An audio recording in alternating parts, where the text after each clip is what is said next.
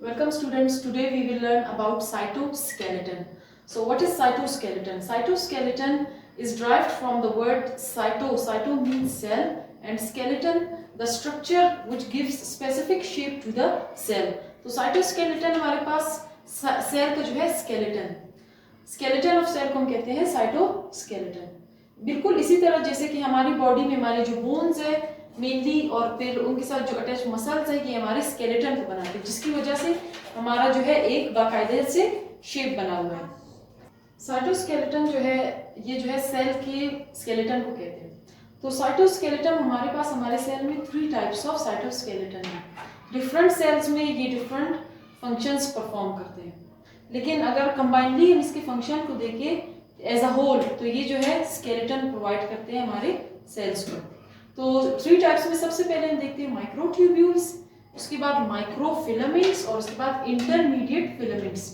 तो माइक्रोट्यूब्यूल्स और माइक्रो जो फिलामेंट्स हैं, माइक्रोट्यूब्यूल्स इट मींस ये छोटे छोटे ट्यूब्यूल्स से बने, माइक्रोफिलामेंट्स ये छोटे फिलामेंट्स से बने. और आपको पता होगा कि फिलामेंट्स उनका जो डायमीटर है वो ट्यूब्यूल से कम होता है, और इंटरमीडिएट ये अपने नाम को से ही जो है ये बता रहा है कि intermediate it means it is between microtubules and microfilaments, मतलब इंटरमीडिएट दरमियान में है किसके, माइक्रोट्यूब्यूल्स के और माइक्रोफिलामेंट्स के. तो इन्हें नाम इसलिए क्यों दिया गया है, on the basis of their diameter. इनका नाम जो है इनके डायमीटर के बेस पर रखा गया है. माइक्रोट्यूब्यूल्स जिनका डायमीटर सबसे ज्यादा होता है जो कि 25 नैनोमीटर का होता है, ये जो है सबसे बड़े डायमीटर वाले साइटोस्केलेटन की टाइप्स हैं. माइक्रोफिलामेंट्स जिनका डायमीटर 7 नैनोमीटर मतलब कम होता है, ये जो है सबसे जो आप कह सकते हैं नैरो या फिर थिन जो है वो है साइटोस्केलेटन है. और इंटरमीडिएट फिलामेंट्स का जो डायमीटर है वो है बिटवीन माइक्रोफिलामेंट्स एंड माइक्रोट्यूब्यूल्स. फिर उसके बाद जो है हम देखते हैं कि जो माइक्रोट्यूब्यूल्स है ये बनी होती है, इन सब में जो है कुछ बेसिक प्रोटीन्स होती है जो मिलकर इन्हें बनाती है. तो माइक्रोट्यूब्यूल्स बने ट्यूब्यूलिन प्रोटीन से, माइक्रोफिलामेंट्स बने एक्टिन प्रोटीन से, और इंटरमीडिएट जो फिलामेंट्स है वो मल्टीपल प्रोटीन से बने. अब हम आगे इनके स्ट्रक्चर्स को और इनके फंक्शंस को देखें. साइटोस्केलेटन में सबसे पहले हम देखते हैं माइक्रोट्यूब्यूल्स. तो माइक्रोट्यूब्यूल्स मैंने आपको बताया कि ये ट्यूब्यूलिन प्रोटीन से बना है, लेकिन ये इतना सिंपल नहीं जितना नजर आता है. ट्यूब्यूलिन प्रोटीन जो होती है वो एक डाइमर होती है. डाइमर मींस 2,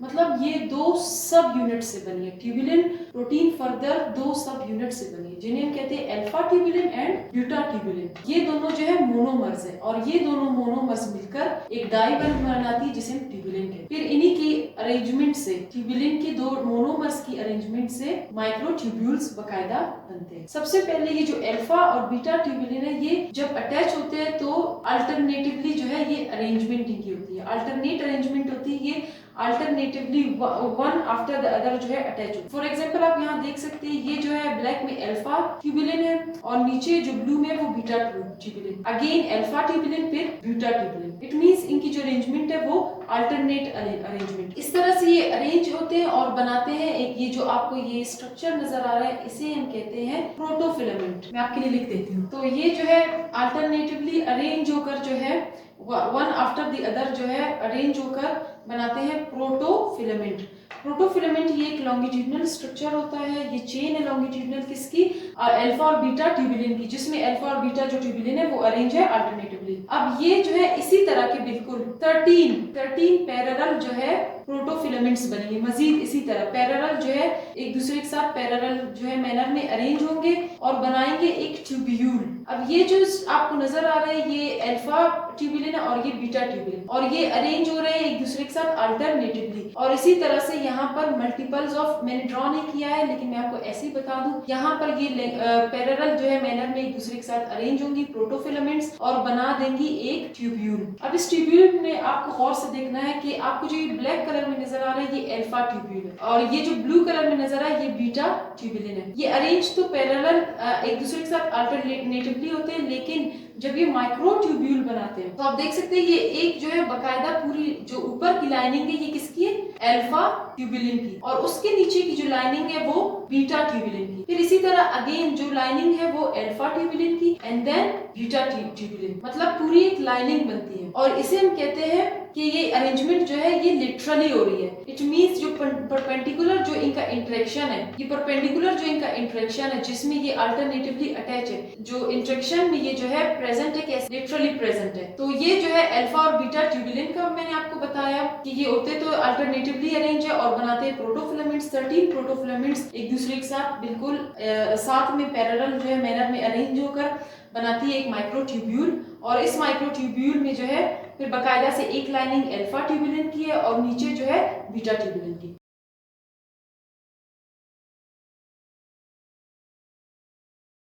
इसके डायमीटर को, इसका जो डायमीटर है वो 25 नैनोमीटर का होता है और अगर इसकी लेंथ की बात करें तो वो 25 माइक्रोमीटर का। उसके बाद जो है माइक्रोट्यूब्यूल्स की फंक्शंस को देख लेते हैं। ये बहुत ही इंपॉर्टेंट जो है साइटोस्केलेटन का, साइटोस्केलेटन की बहुत ही इंपॉर्टेंट टाइप है क्योंकि इसके जो है मल्टीपल फंक्शंस है। सबसे पहले मैंने आपको, अगर आपने माइटोसिस या मियोसिस का जो वीडियो मैंने पिछला बनाया है नहीं देखा है तो आप देख सकते हैं कि वहां पर माइटोटिक्स अपैरेटस बन रहा था जिसमें स्पिंडल फाइबर्स और एस्टर्स बन रही थी। वो माइटोटिक्स अपैरेटस भी बनते हैं किस चीज से? माइक्रोट्यूब्यूल से। दो जो माइक्रोट्यूब्यूल्स है वो बनाएंगे स्पिंडल फाइबर्स और एक जो है बनाएगा एस्टर्स। तो ये माइटोटिक अपैरेटस बनाने में हेल्पफुल है और ये सेल में जो है फ्रीली प्रेजेंट हो। तो इसीलिए ड्यूरिंग सेल डिवीजन ये जो है क्या करते हैं, इनकी अरेंजमेंट होती है और ये बनाते हैं माइटोटिक अपैरेटस। फिर जो है फर्दर अगर हम देखें तो centriole, cilia, flagella, basal bodies, कुछ ऐसी स्ट्रक्चर्स है सेल की जिन्हें माइक्रोट्यूब्यूल बनाते हैं, मतलब ये माइक्रोट्यूब्यूल से बनते हैं। माइक्रोट्यूब्यूल पर जो है हम एक मजीद डिटेल में वीडियो बनाएंगे जिसमें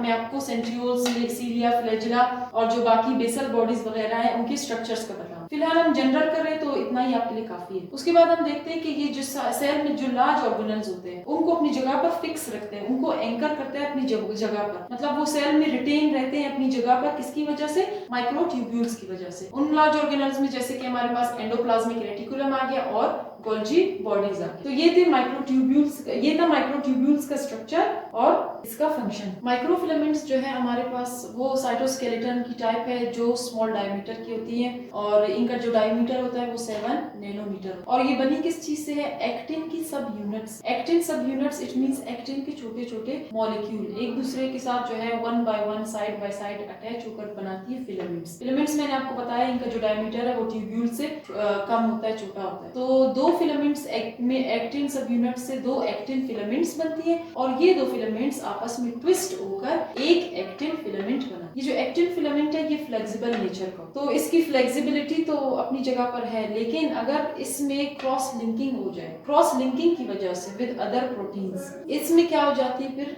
रिजिडिटी आ जाती है। ये रिजिड हो जाते हैं क्यों? क्योंकि ये क्रॉस लिंक हो चुके हैं, इनकी अरेंजमेंट चेंज हो चुकी है, ये अटैच हो चुके हैं कुछ और प्रोटीन्स के साथ और उन प्रोटीन्स को हम कहते हैं ट्रोपोमायोसिन एंड ट्रोपोनिन। ट्रोपोमायोसिन ये जो है दो चेन से मिलकर बना होता है और ये दो चेन्स प्रोटीन की होती है और ये जो प्रोटीन की दो चेन्स है ये जो है फिर ट्विस्ट करेंगी इस एक्टिन फिलामेंट के अराउंड। अभी मैं आपके लिए स्ट्रक्चर ड्रॉ करूंगी, आपको समझ में आ जाएगा। ट्रोपोमायोसिन इस एक्टिन फिलामेंट के अराउंड ट्विस्ट करेगा और क्रॉस लिंकिंग की वजह से इसमें रिजिडिटी आएगी। और फर्दर जो ट्रोपोनिन है वो जो है प्रोटीन है जो कि प्रेजेंट है in the form of triplet. It means 3 जो है प्रोटीन्स, छोटे छोटे ग्लोबुलर प्रोटीन्स होती है जो बनाती है ट्रोपोनिन और ये ट्रोपोनिन फिर अटैच होगा एक्टिन फिलामेंट के साथ बिल्कुल इसी तरह जैसे कि हमारा ट्रोपोमायोसिन अटैच। फिर जो एक्टिन फिलामेंट है फर्दर इसमें जो है एक और चीज अटैच होती है जिसे हम कहते हैं एटीपी, एडिनोसिन ट्राइफॉस्फेट। ये जो है क्या होती है? रेगुलर जो इंटरवल्स होंगे एक्टिन फिलामेंट्स पर वहां पर जाके कुछ एरियाज बनेंगे जिन्हें कहेंगे एटीपी बाइंडिंग साइट्स। इन बाइंडिंग साइट्स पर जो है एटीपी जाके अटैच होंगे ड्यूरिंग मसल कॉन्ट्रैक्शन। अब हम इसका स्ट्रक्चर ड्रॉ करते हैं और इसके फंक्शंस को देखें। अगर हम माइक्रोफिलामेंट्स के स्ट्रक्चर को देखें तो आप ये ब्लैक कलर में जो ट्विस्टेड जो दो चेन्स आपको नजर आ रही है ये एक्टिन फिलामेंट की चेन्स है और बिल्कुल इसी तरह दो और चेन्स आपको ब्लू कलर में नजर आ रही है ट्विस्टेड हेलिकल फॉर्म में, ये जो है ट्रोपोमायोसिन की चेन्स है। तो एक्टिन को सराउंड किया होता है ट्रोपोमायोसिन, इसीलिए इसके एरियाज वो एरियाज जो कि एटीपी बाइंडिंग साइट या जहां पर हमारे पास जो एक और प्रोटीन होती है मसल कॉन्ट्रैक्शन के दौरान जिसे मायोसिन प्रोटीन की, उसकी जो क्रॉस ब्रिजेस होती है जो आके एक्टिन की एटीपी बाइंडिंग साइट पर अटैच होती है उनको इसने जो है ब्लॉक किया होता है। किसने? ट्रोपोमायोसिन ने। ये जो आपको 3 कलर में जो ट्रिपलेट्स नजर आ रही है 3 ग्लोबुलर जो प्रोटीन्स, ये ट्रोपोनिन प्रोटीन्स है। तो सबसे जो मेन फंक्शन होता है वो इसी का होता है। अगर हम मसल कॉन्ट्रैक्शन की बात करें, ये जो है माइक्रोफिलामेंट का जनरल स्ट्रक्चर है। अगर मैं आपको थोड़ा सा मजीद मसल कॉन्ट्रैक्शन के दौरान जो फंक्शंस हैं ये परफॉर्म करते हैं वो बताऊं, तो जो ट्रोपोनिन है इसके साथ जो है हमारे पास जो सार्कोप्लाज्मिक रेटिकुलम होता है, वहां से कैल्शियम रिलीज होकर आके इसके साथ अटैच हो जाती है, और ये जो है फिर ये जो ट्रोपोनिन के साथ अटैच हो जाती है, और ट्रोपोनिन जो है फिर ये जो ट्रोपोमायोसिन की चेन्स है इनको स्ट्रेच कर देता है। स्ट्रेच करने की वजह से जो एरियाज एटीपी बाइंडिंग साइट या फिर क्रॉस ब्रिजेस बाइंडिंग साइट्स होती है एक्टिन पर, वो एक्सपोज हो जाती है और मायोसिन एक्टिन के साथ बाइंड होकर मसल कॉन्ट्रैक्शन करवाता है। उसके बाद हम जो है माइक्रोफिलामेंट्स के फंक्शंस को देख लेते हैं। तो ये जो है सबसे इसका पहला फंक्शन ये है कि साइटोप्लाज्म में स्ट्रीमिंग मूवमेंट, साइटोप्लाज्म की सेल में साइटोप्लाज्म की स्ट्रीमिंग मूवमेंट शो करता है। अब स्ट्रीमिंग मूवमेंट क्या है? स्ट्रीमिंग मूवमेंट बेसिकली साइटोप्लाज्म की सर्कुलर मूवमेंट है। ये मूवमेंट जो है जो हमारे पास सेल के अंदर आयंस है या फिर डिफरेंट जो हमारे पास मॉलिक्यूल्स है उनके जो है सर्कुलेशन में, ट्रांसपोर्ट में हेल्पफुल है साइटोप्लाज्म की स्ट्रीमिंग मूवमेंट, और ये कौन करवाता है? माइक्रोफिलामेंट्स। उसके बाद जो है सेल के नीचे ये प्रेजेंट होते हैं माइक्रोफिलामेंट्स और सेल को सपोर्ट करते हैं, उसको शेप प्रोवाइड करते हैं। देन उसके बाद इंटेस्टाइन में जो है ये प्रेजेंट होते हैं कुछ स्पेसिफिक फिंगर लाइक प्रोजेक्शंस है जिन्हें हम कहते हैं माइक्रोविलाई। विलाई और विलाई के अंदर फर्दर जो है उनकी, जैसे कि हम देख सकते हैं कि प्लांट में रूट्स होते हैं और रूट्स की जो फर्दर जो एक्सटेंशंस होती है, बिल्कुल इसी तरह इंटेस्टाइन में भी जो हमारे पास जो हमारे विलाई होते हैं वो हमारे रूट्स होते हैं, और माइक्रोविलाई जो है उन रूट्स की भी एक्सटेंशंस है, फर्दर जो है उनकी एक्सटेंशंस है। तो ये माइक्रोविलाई और विलाई जो है इंटेस्टाइन में हमारे बने किस चीज से? माइक्रोफिलामेंट से। इनका फंक्शन क्या होता है? ये जो है एब्जॉर्प्शन में हेल्प करती है न्यूट्रिएंट्स की, डिसॉल्व जो हमारे पास छोटी छोटी पार्टिकल्स एंड न्यूट्रिएंट्स जैसे कि ग्लूकोज हो गया, इनकी जो है एब्जॉर्प्शन में माइक्रोविलाई हेल्प। देन इसके बाद जो है डब्ल्यूबीसीज जो हमारे होते हैं, जैसे कि हमारे पास न्यूट्रोफिल्स हो गए, इनमें जो है सूडोपोडियल जो मूवमेंट है कीमोटैक्सिस के थ्रू जो है ये सूडोपोडियल मूवमेंट कीमोटैक्सिस शो करते हैं, मूव करते हैं। डब्ल्यूबीसीज किसी भी फॉरेन एंटीजन के वर्ड्स जब वो मूवमेंट स्टार्ट करते हैं तो वो एक सूडोपोडियल जो है एक्सटेंशन बनाते हैं, जैसे कि हमारे पास अमीबा में सूडोपोडिया बनते हैं, फॉल्स फीट बनते हैं, इसी तरह बिल्कुल डब्ल्यूबीसीज में भी सूडोपोडिया बनते हैं, और ये सूडोपोडिया फेगोसाइटोसिस के थ्रू एंटीजन्स है उनको इनगल्फ करते हैं। तो ये सूडोपोडिया बनाने का जो डब्ल्यूबीसीज का फंक्शन है ये भी परफॉर्म करते हैं हमारे पास माइक्रोफिलामेंट, मतलब ये कॉन्ट्रैक्टाइल नेचर का होता है। इसके बाद अगर हम देखें तो मसल्स में जो हमारे पास, मैं भी आपको बता चुकी हूँ, जो कॉन्ट्रैक्शन होती है तो ये कॉन्ट्रैक्टाइल नेचर के होते हैं एक्टिन फिलामेंट्स, तो मसल में कॉन्ट्रैक्शन में भी ये हेल्प करते हैं। कौन? माइक्रोफिलामेंट्स।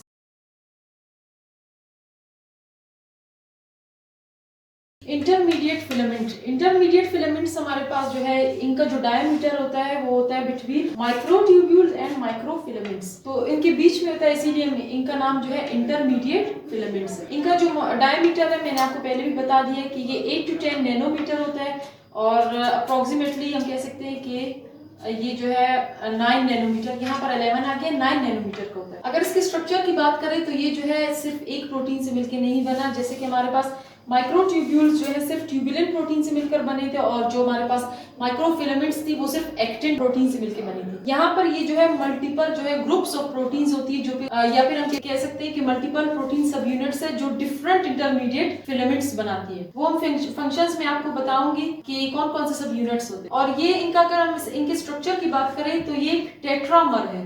टेट्रा मींस ये 2 डायमर से बना होता है, और डायमर आपको पता है वो 2 मोनोमर से मिलकर बना है। तो ये टेट्रामर्स जो है अरेंज होकर जो है बनाती है जो है हमारे पास प्रोटोफिलामेंट, और प्रोटोफिलामेंट्स जो है पैरेलल मैनर के थ्रू अरेंज होकर जो है पैरेलली अरेंज होकर 8 प्रोटोफिलामेंट्स अटैच होकर हमारे पास बनाती है इंटरमीडिएट फिलामेंट। इसीलिए जो इनका डायमीटर है वो होता है between microtubules and microfilaments.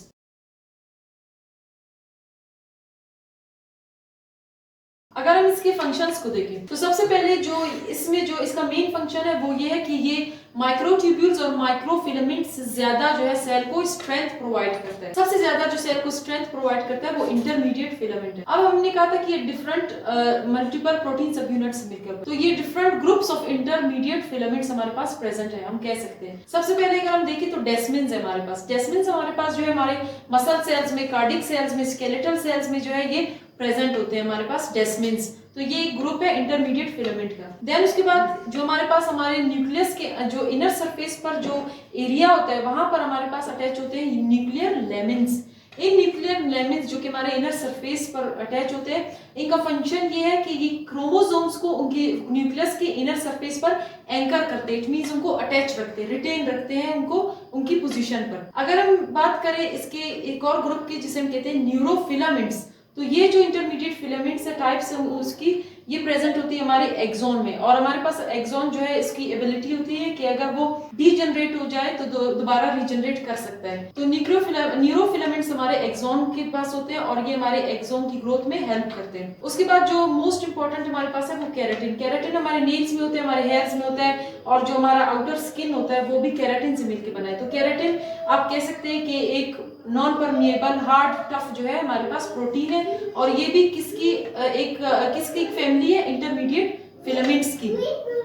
Intermediate filaments की क्या है, फैमिली है केराटिन। इसका एक और फंक्शन जो यहाँ पर मैंने मेंशन नहीं किया वो मैं आपको ऑरली बता देती हूँ, वो ये है कि हमारे पास माइक्रोविलाई थे जो कि बने थे हमारे माइक्रोफिलामेंट से, उनके जो सेल्स होते हैं उनके बीच में जो है जंक्शंस बनते हैं और उन सेल्स को अटैच करते हैं। कौन, वो जंक्शंस बनाते हैं हमारे पास इंटरमीडिएट फिलामेंट्स। तो ये था हमारे पास साइटोस्केलेटन का कंप्लीट एक ओवरव्यू।